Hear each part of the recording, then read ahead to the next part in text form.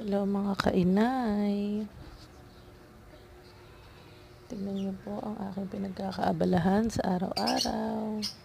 Sa susunod na video ko, pakikita ko naman sa inyo kung paano ang step by step ng paggawa ng doormat. Opo, tama po kayo. Doormat po ang aming pinagkakaabalahan. Sa una po, igugupitin mo siya. Tapos ayan. Pagbubuhol-buhulin lang po siya pagka nagupit-gupit na siya. Ayan, papakita ko po sa inyo. Tingnan niyo pong mabuti. Ayan, bali, ganyan lang po siya.